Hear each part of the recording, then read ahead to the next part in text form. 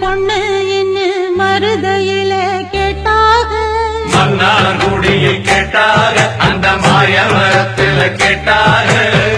சீர்சேனத்தியோட வந்து சீமையில கேட்டாக அந்த சிங்க